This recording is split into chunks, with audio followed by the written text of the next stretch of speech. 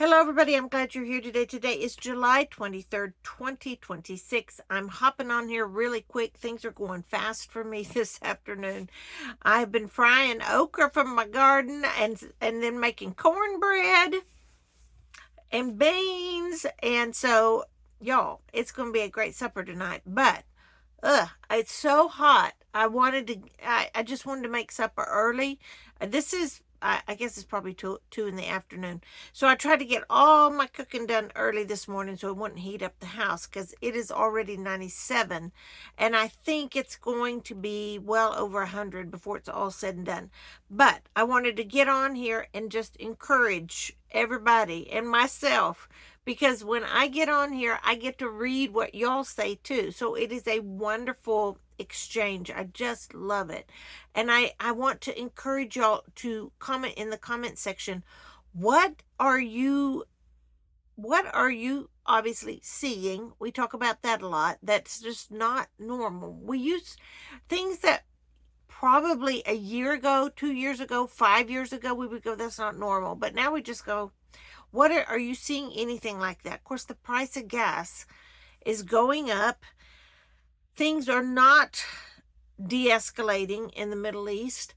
And honestly, I mean, y'all, in a weird way, and I'm so tired right now. In a weird way, I just saw this comment that Trump had said, yeah, I wouldn't mind being president for another term. Now, was that off the cuff? Maybe, probably. I mean, I didn't see exactly what the context was, but anyway, he went on to say, yeah, I'm going to make the next guy look good or something like that. But I'm just like, oh my goodness, the last thing we need, is someone saying, we're just not going to do the election thing anymore. I don't even know how that'll go down, y'all. I don't even know how that works out. Anyway, those are the things I'm noticing. The scripture that often comes to mind is, do not lean on your own understanding. In all your ways acknowledge me, and I will make your paths straight.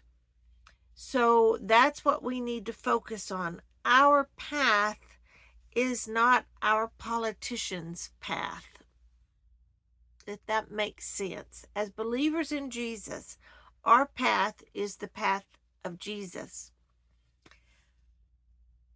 It's that simple. And so when all of this BS is swirling around us,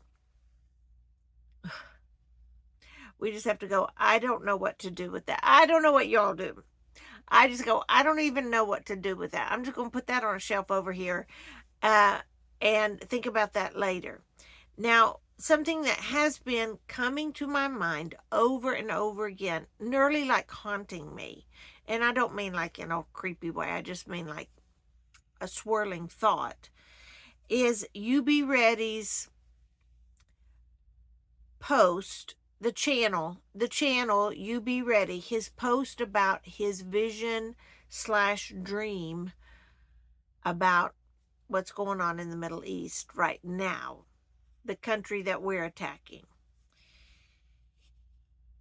If you haven't listened to that, I would urge you to.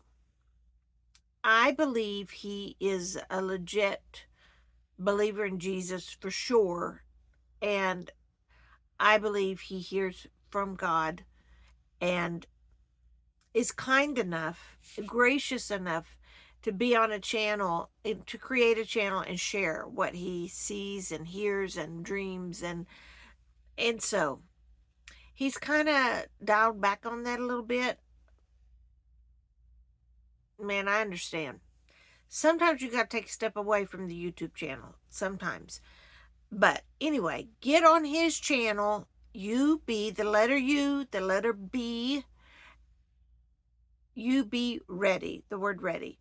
And just, he's got some great videos. I mean, he really does. And he points people to Jesus. And that's who we need to be focused, razor focused on now, y'all. Because I don't think it, right as of now, today, this afternoon, it is not easing up. as far as my life is concerned, I continue to just enjoy the little things. This morning I was washing dishes. I looked out the window. And my front window looks out on the prairie, or we call it the draw, because it's kind of a dip. It's kind of a dip in the flat, and I used to have water in it. But I was looking out on the draw, but actually in my front yard, there was a mama and daddy sparrow and all their little baby sparrows. And they were trying to teach those baby sparrows how to eat bugs out of the grass, I guess is what they were eating on.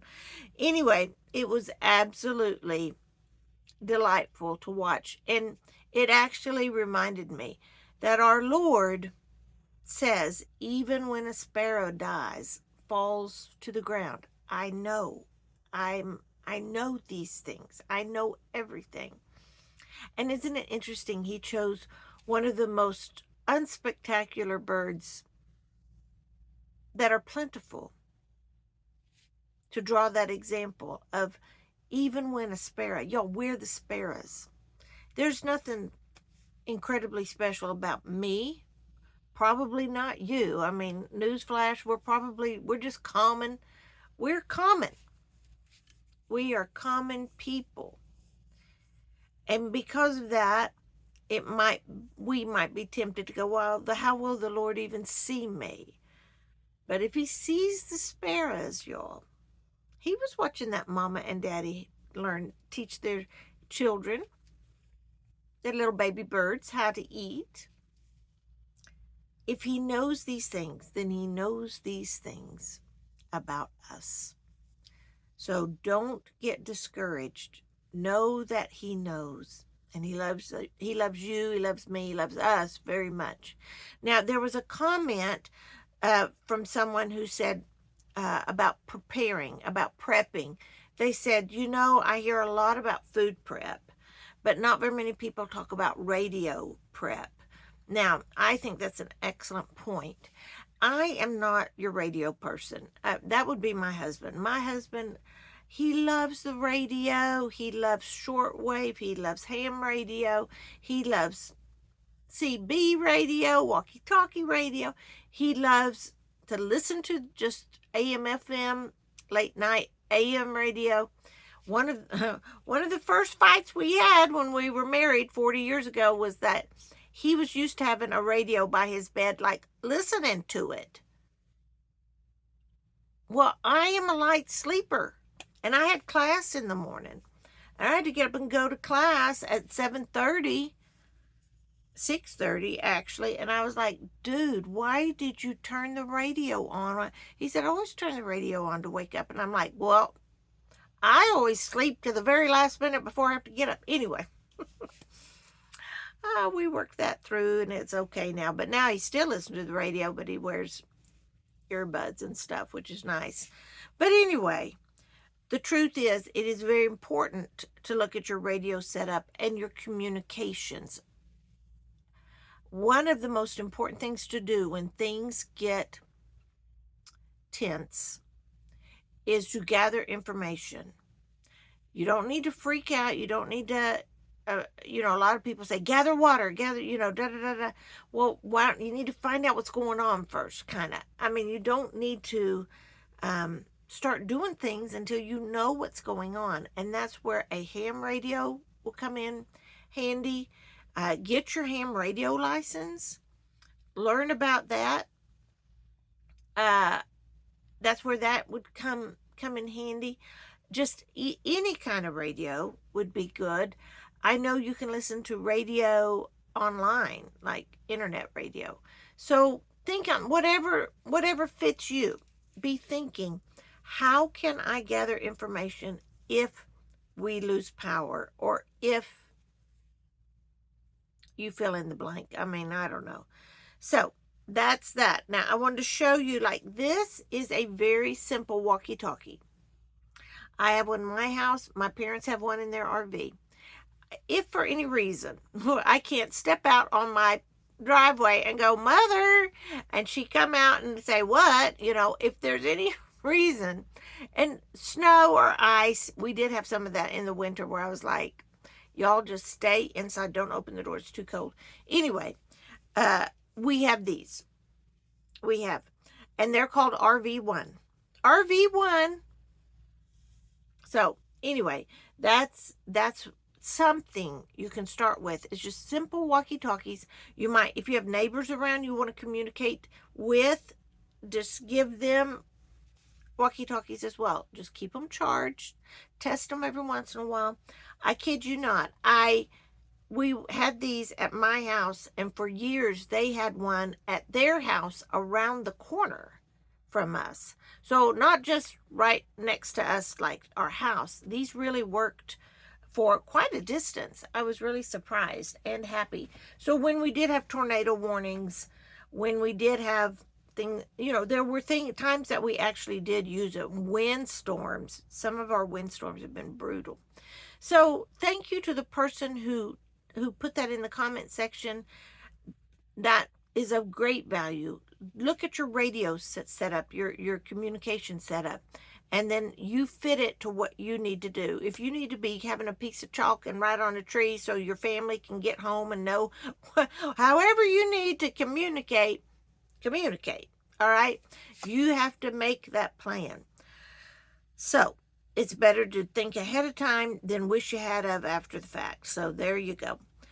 Now, I would like to invite you to please, in the comment section, tell me what you would like me to talk about or like us to discuss. I'm open to ideas. I don't know a lot about a lot. I know news stuff and things like that. Any kind of when is the rapture or when is it? No, that's not me. That's not my gig. Y'all, I'm not gifted in anything like that, and I would not presume to even throw something out. But there are other people who you go find out. There are lots of people out there that are willing to talk about it. That's not me.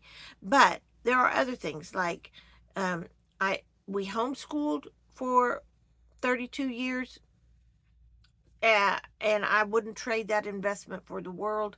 If you want to talk about that or have questions of the prepping, I'll tell you what I can. Just whatever. And then I'm like, yeah, if there's something that someone says that like the radio thing, yeah, we'll get on here and we'll just say, hey, did you notice in the comment section? So that's what I wanted to bring to you today. I know it's not much, y'all. I know it's not much. I was going to tell you the story. Y'all, I don't even know if... Okay, it does kind of fit in with communications. So I'll tell. It's not very long. It's a Bubby and Linda story. I may have told it before. I can't remember if I have or not. But one thing happened that was really like, you couldn't make this up. I mean, this is something you couldn't make up. And maybe I hope y'all think this is kind of funny. So it was late at night. And Miss Linda, y'all, she had vertigo. She still does. She's not dead. Neither one of them are dead yet.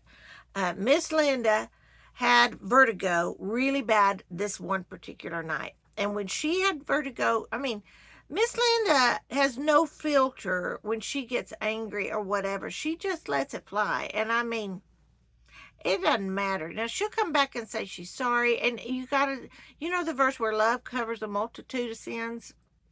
That helped a lot through the years. But I mean, even one time we sat around, the whole church was sitting around saying, well, what can we do to reach out to people? And she and Bubby started having a fight because she told him to go visit the new people in town, the new policemen. And he was like, you go visit the new policemen. If you want to go visit, if you think they need to be visited, you go visit. She said, you go visit them. And they started like, the whole church is just sitting there in my living room. All right, we're not a big congregation.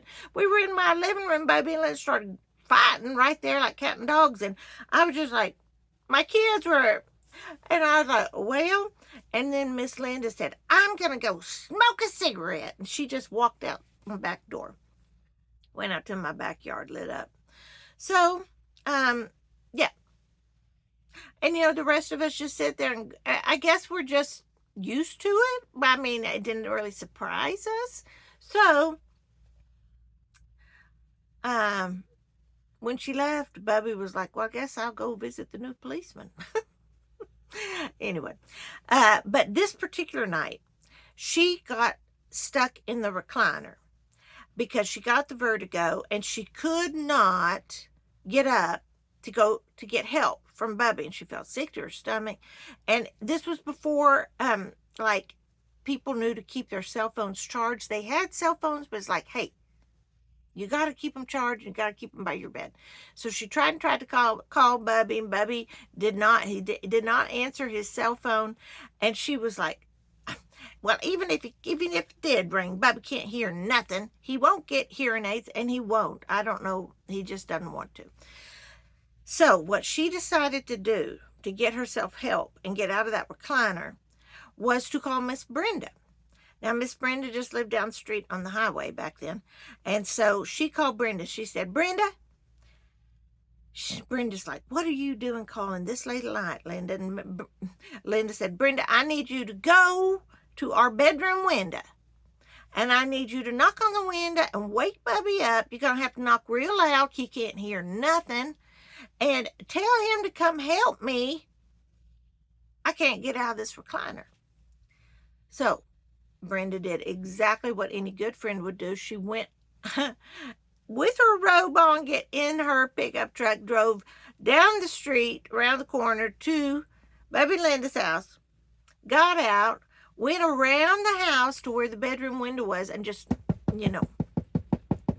knock on that window just like that. Well, eventually, Bubby woke up and heard someone knocking at the window. He thought someone was trying to break in. But what he did before he got his GUN was look out the window and was shocked to see Brenda standing there going, Bubby, Linda's stuck in her recliner. You need to go help her. So he lifted up the window and he could finally hear what Brenda was saying. So Brenda was the hero in that story. She got back in the pickup, went back home. Bubby went to the living room, helped Linda out of the recliner, got her into bed, got her some meclizine, and that's the end of the story. But he was like, I could not believe it when I lifted up that blind and there was Brenda. I was like, and what in the heck is Brenda doing right outside my window at 1 a.m? Who has died? That's what we all think. Anyway, all right, gang. So let's tie that into communications. Get your setup, get it going, just in case you have vertigo and get stuck in your recliner and need help getting out, I guess. All right, gang. We're going to leave that with you. It's crazy out there. Y'all be careful. Do what you can to keep your eyes on Jesus. He is our Savior. Hook onto him hard right now, y'all. He's going to get us through. It's all good. From the pantry, stay safe, America. This is Gina Lima Charlie. I'm out.